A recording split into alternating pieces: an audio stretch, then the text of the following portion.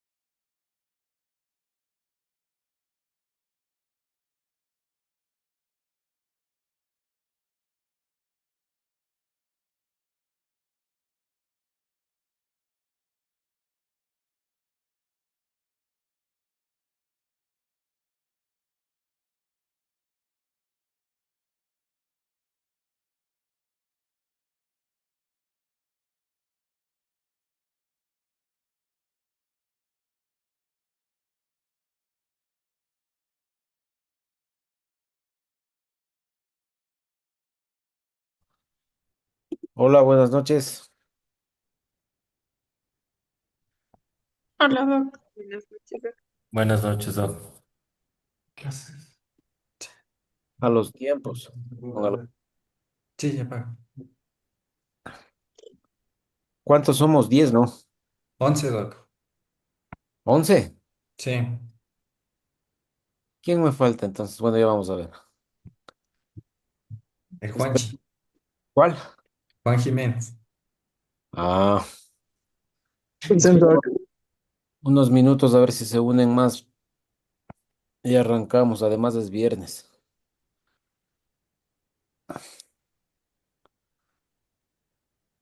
La Majo parece que no se va a conectar, dice que está de guardia y que no le deja. ¿Quién no le deja? No sé, ¿quién no le deja? Si no había ningún parte, no había nada. Debe tener algún pendiente. Extracurricular, pero Ay, sí, no podría asegurarle nada, Doc. bueno.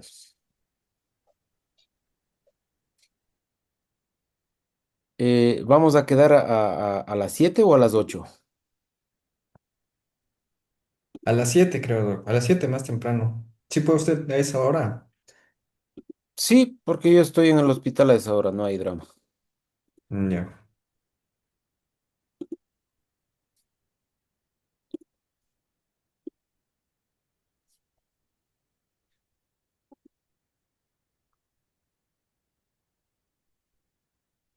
¿Se ve la pantalla ahí? Sí, no. Sí, Doc. Ya,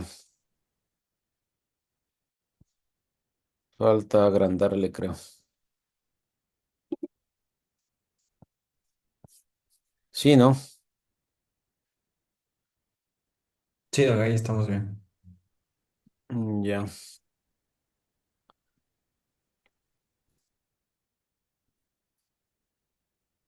¿Cuántos estamos?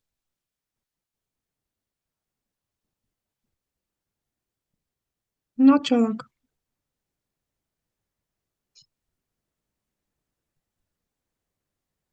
Bueno, arranquemos para no hacernos muy tarde. Primero les doy la bienvenida a estas clases que vamos a tener en estos par de meses.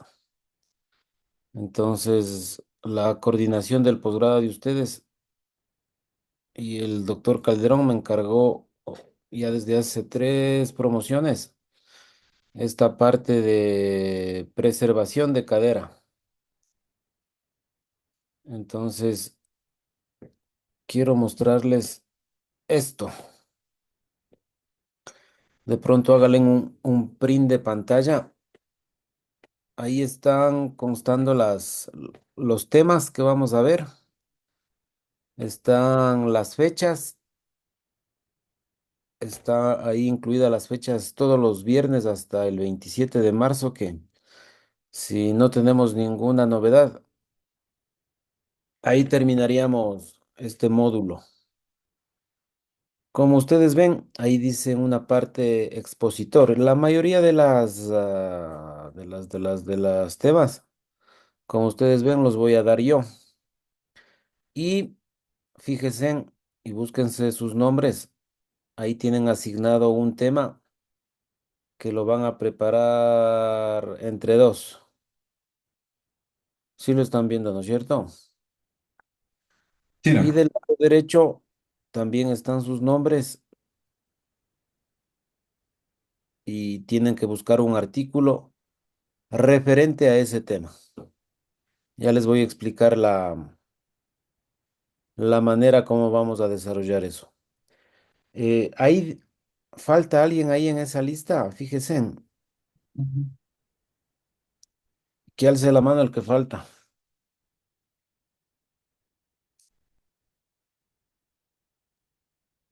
Creo que Yo, falta Israel, Doc. yo tengo a 10 ahí. Israel falta.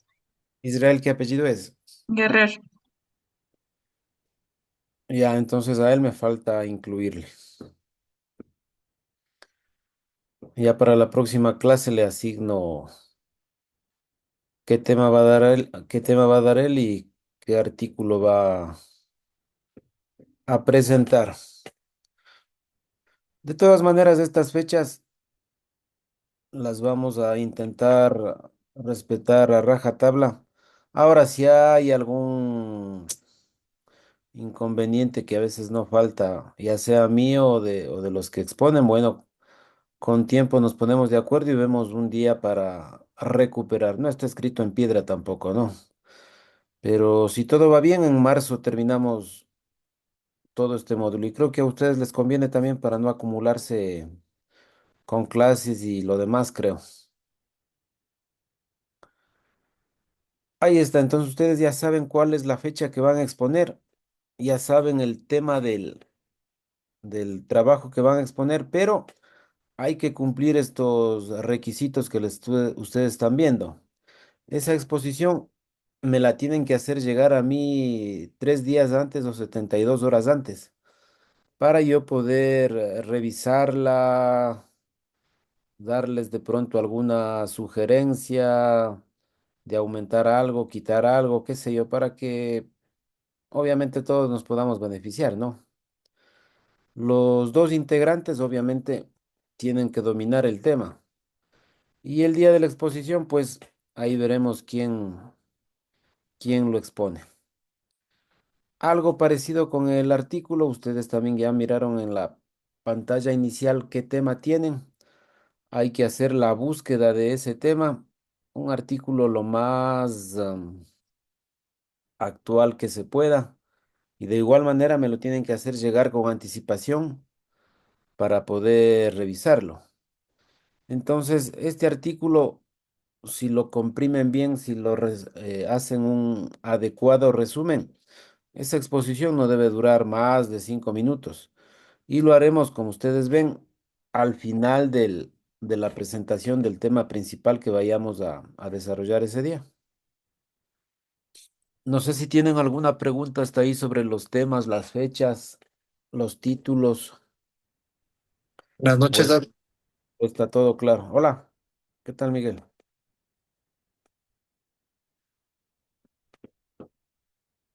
Entendería que todo está entendido, ¿no es cierto? Sí, Doc.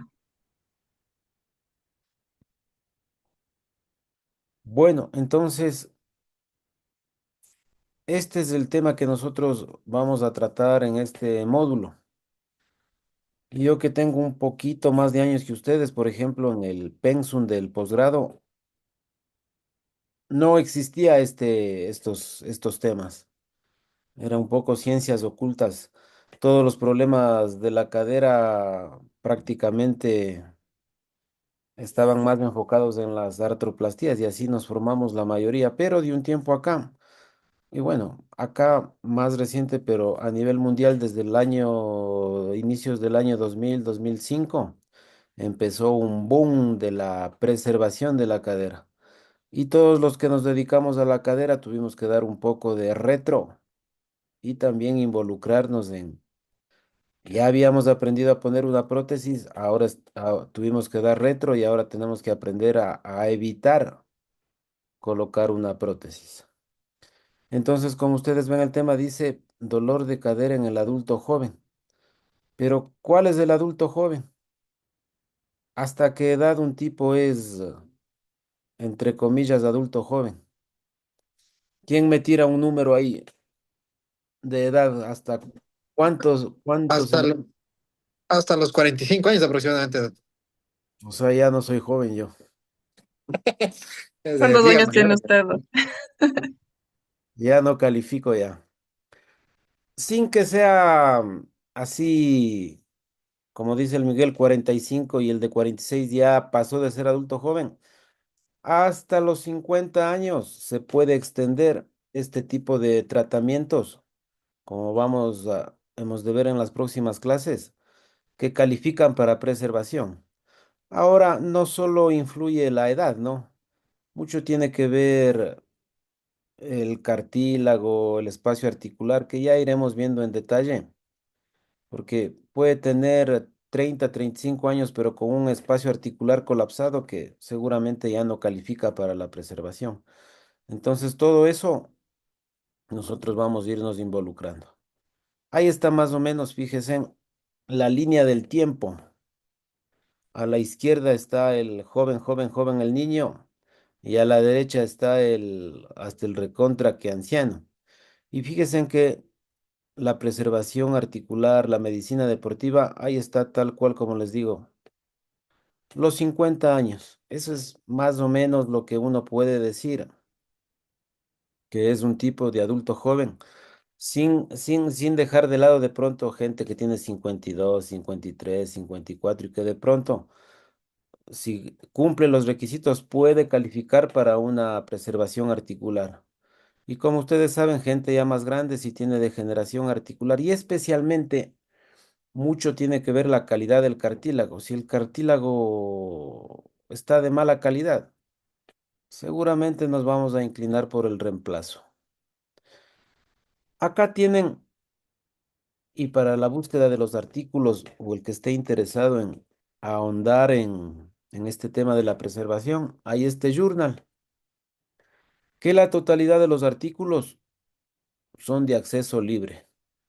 Hay un montón de artículos, temas que se puede revisar al que esté interesado. Así como hay el registro de artroplastías de rodilla, de cadera, de hombro, de tobillo también, que ya le incluyó el registro australiano. También hay el registro de cadera no artroplástico de la Sociedad Británica de Cadera. Entonces, ellos también ya empezaron a llevar un registro de las cirugías de preservación que están haciendo allá en el Reino Unido. Y como no podía faltar, también hay esta asociación o esta sociedad de preservación articular a nivel mundial y que el último congreso fue allá en Japón. Entonces, fíjense en la importancia que tiene actualmente y la importancia que se le da a la preservación articular. Y de ninguna manera nosotros nos podemos quedar aislados. Entonces, en esta primera clase vamos a hacer una revisión de la anatomía. Esto va a ser más que una clase magistral de la revisión de la anatomía, va a ser un recordatorio de que asumiría yo que ustedes ya tienen bastante claro, pero no está por demás hacer una revisión. Recuerden que lo que no vemos, lo que no conocemos, el cerebro no lo registra. Y si no está en el chip, pues, y si no lo tenemos marcado, entonces seguramente se nos va a pasar el diagnóstico, se nos va a pasar algún paciente con este problema.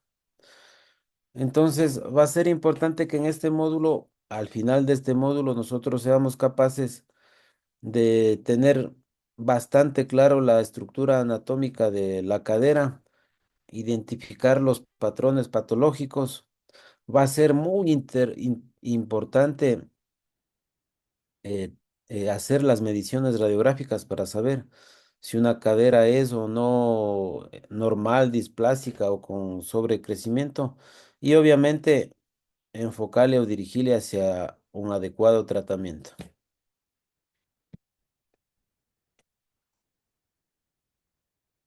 ¿Qué dicen esa cadera así, sin poner líneas radiográficas, mediciones, nada así a la simple vista? ¿Qué les parece? ¿Es normal? ¿Qué les llama la atención alguna cosa? ¿Quién se lanza? Mm, No podemos ver toda la anatomía primero completa. Bueno, yo le Bueno, puse a propósito así recortada para dar un golpe de vista nada más, para que me digan si se acerca a lo normal, si parece patológica.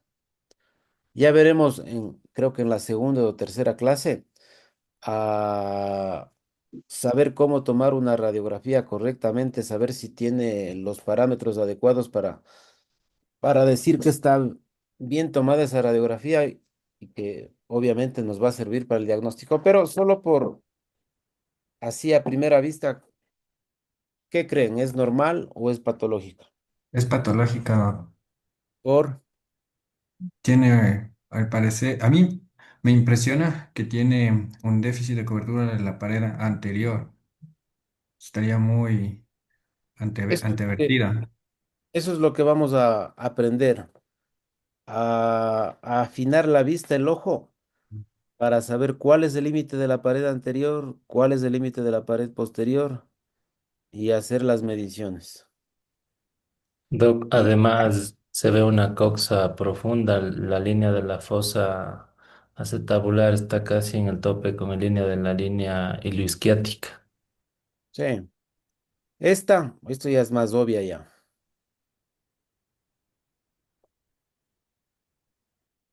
¿Qué les parece esta? Si hay una diferencia con la anterior, ¿no? ¿O no? Sí, Doug, la superficie de contacto en el borde posterior del acetábulo se nota en referencia con la cabeza femoral. Y esta,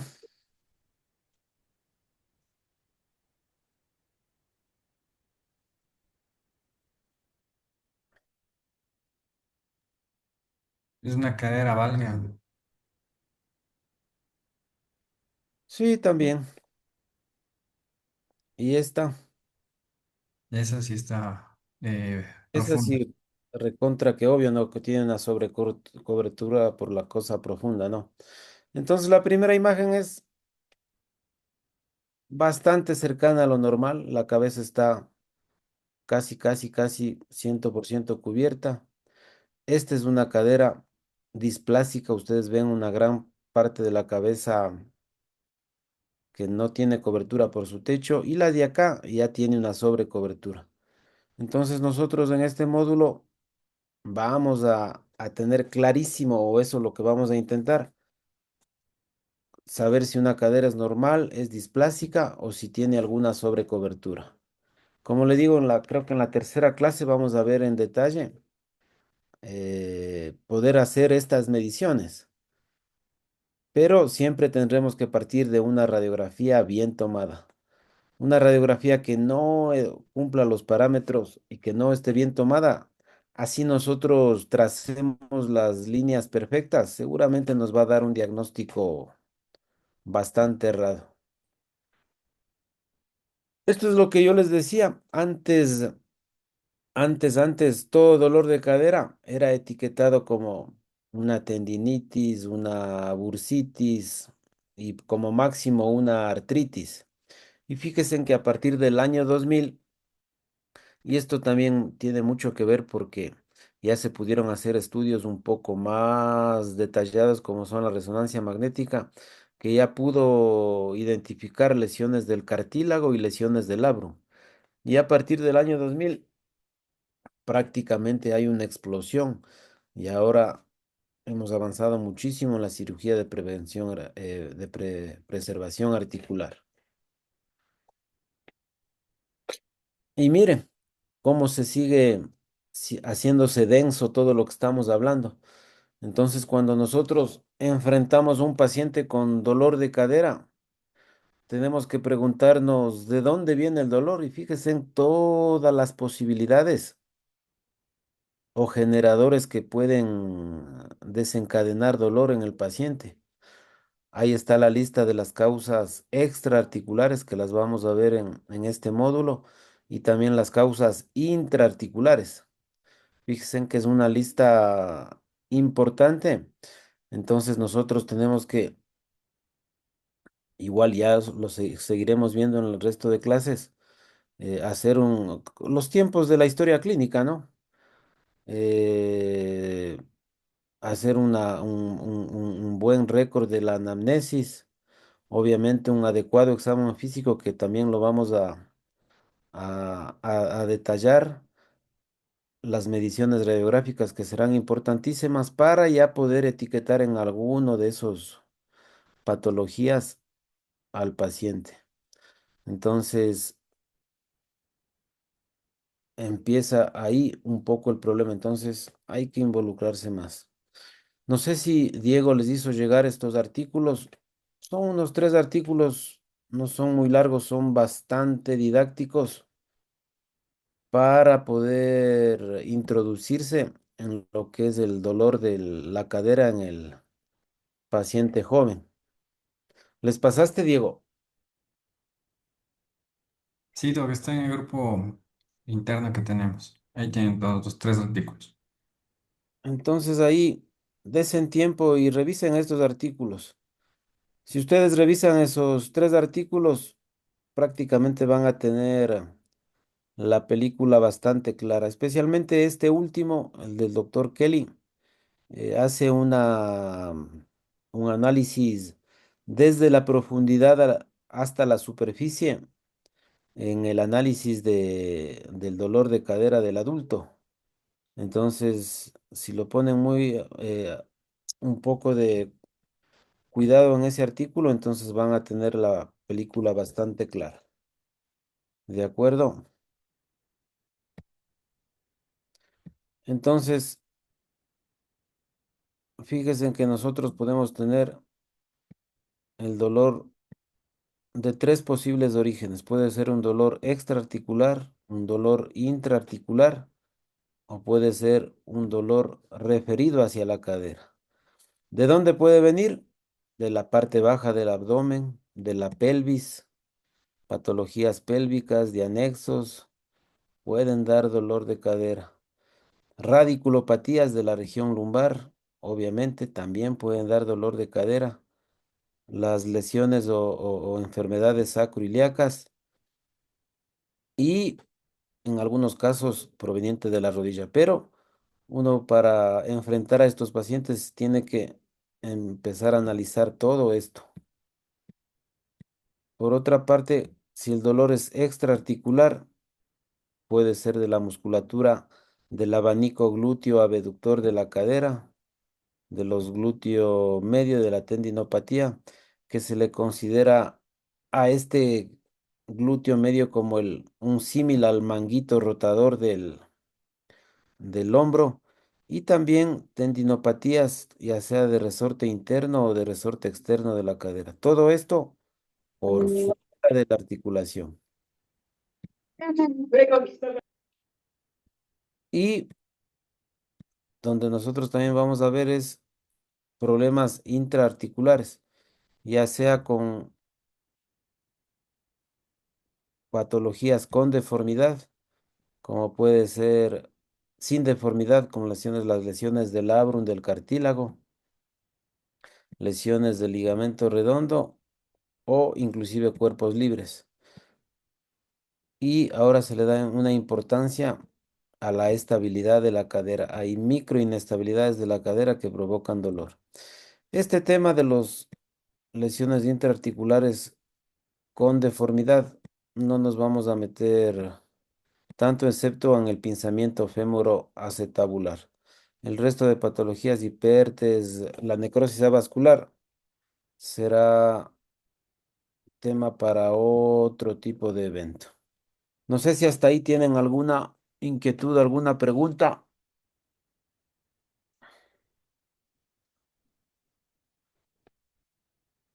Igual, cuando yo esté en el uso de la palabra, si ustedes tienen alguna pregunta, siéntanse en libertad total de interrumpirme cuando ustedes quieran. No pasa nada.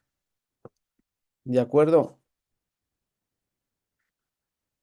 Entonces, un poco desglosando este artículo, fíjense en que este autor describe 4 capas desde la superficie más superficial hasta la parte profunda de la cadera.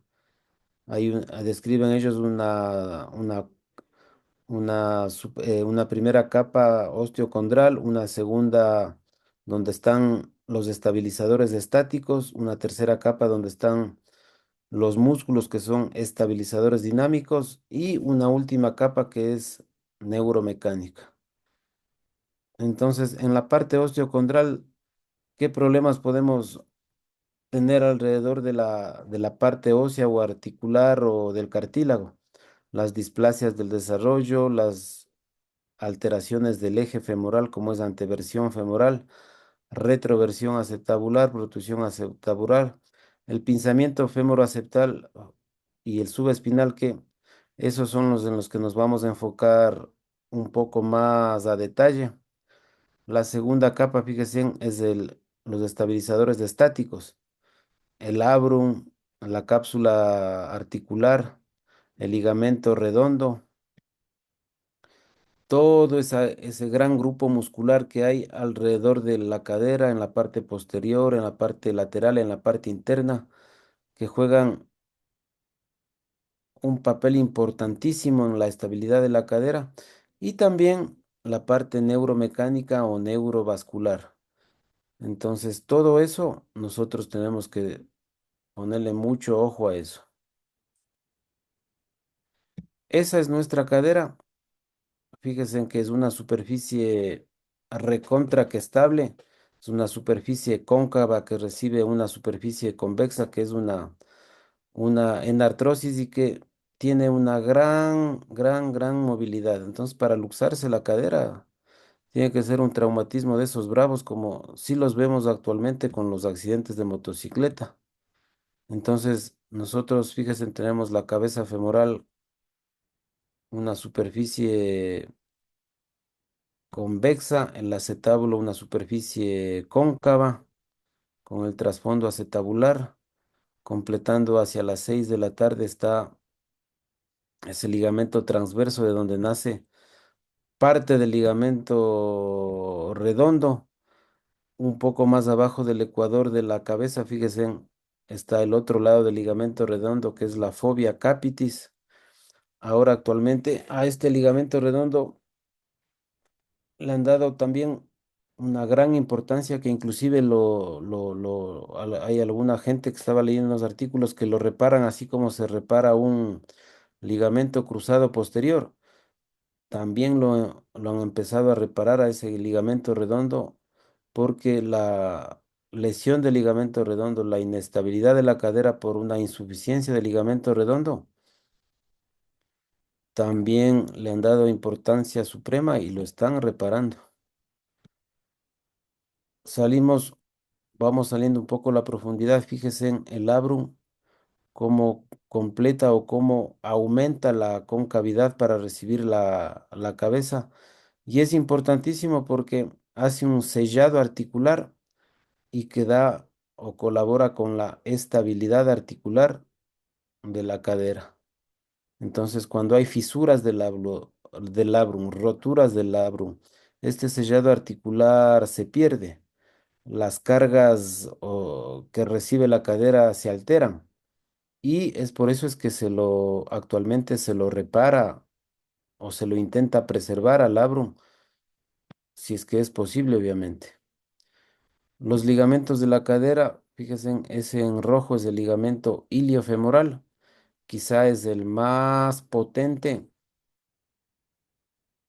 de todos los ligamentos, de los tres ligamentos de la cadera, y en verde tienen el ligamento púo-femoral, y en la parte posterior, el ligamento iliofemoral posterior.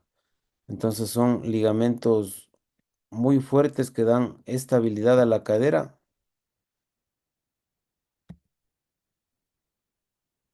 Vamos saliendo un poco a la profundidad y tenemos la musculatura de la cadera, que son los estabilizadores dinámicos. Nosotros a nivel anterior, y creo que uno de ustedes tiene que exponer esta parte de la cadera en resorte interna producido por el iliosoas.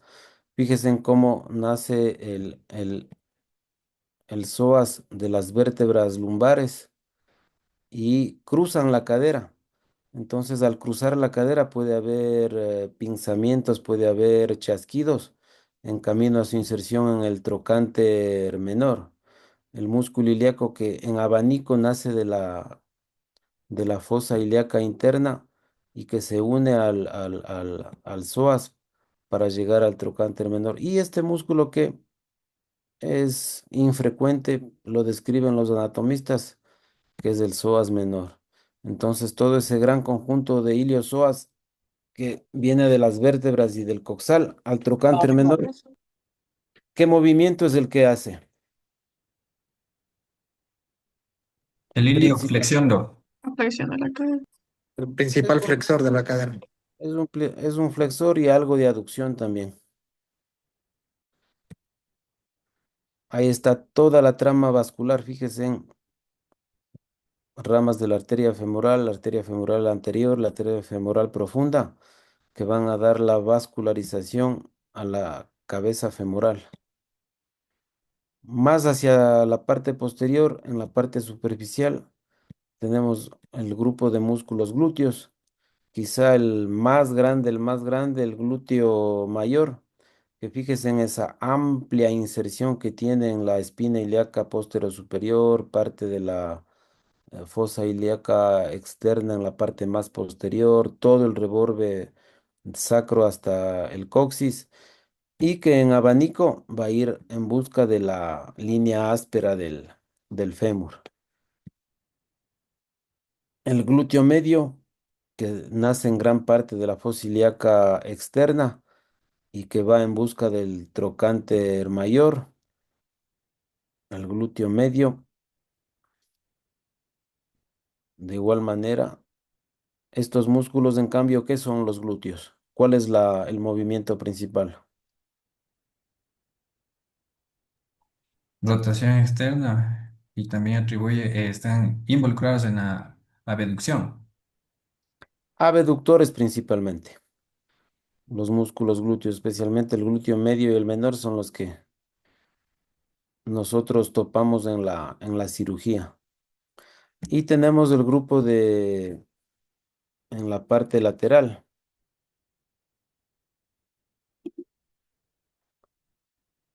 Fíjese en el tensor de la fascia lata que nace arriba, arriba, arriba en la espina ilíaca antero superior y que al cruzar la cadera se une a parte del vasto externo para formar el tensor de la fascia lata.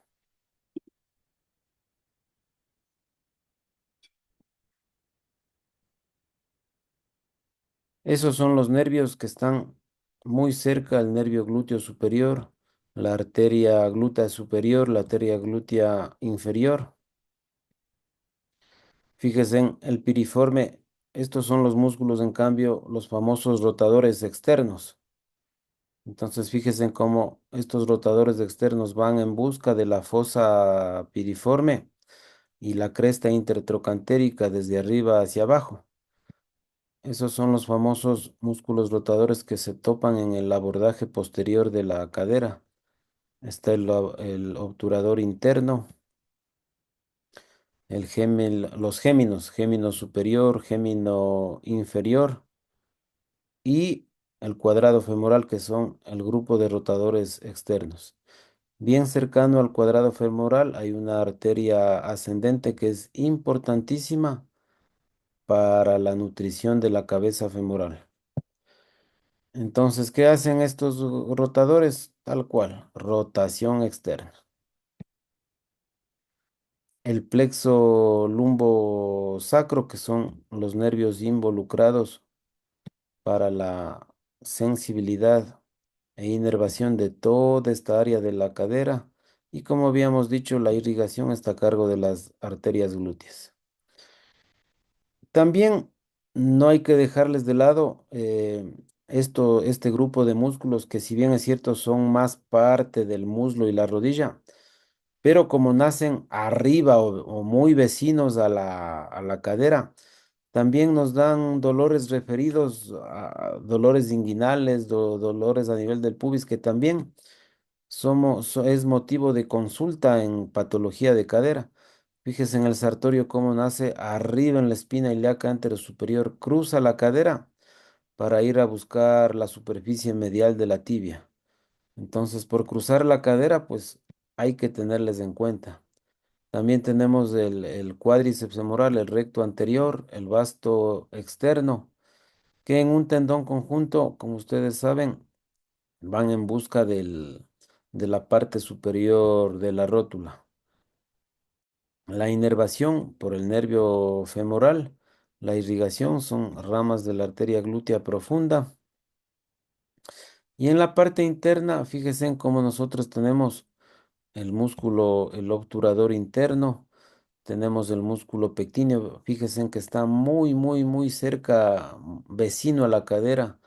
Entonces va a haber tendinopatías que vamos a tener que aprender a reconocerlas en el diagnóstico diferencial del dolor de la cadera. También fíjense en cómo al tubérculo del pubis, a la parte más interna del pubis, están llegando los músculos aductores del recto interno y los aductores menor, el aductor medio y el aductor largo. Entonces, esas tendinopatías dan dolor inguinal y tenemos que saberlas identificar.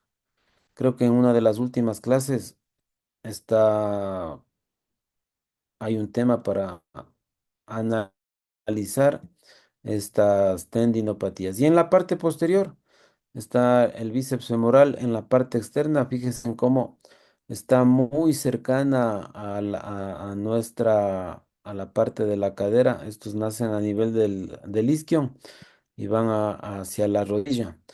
Y los isquiotibiales del semitendinoso, el semimembranoso, que tienen esa amplia inserción en la tuberosidad del isquio. Estos son causa de tendinopatías en la cara posterior de la cadera y les van a consultar.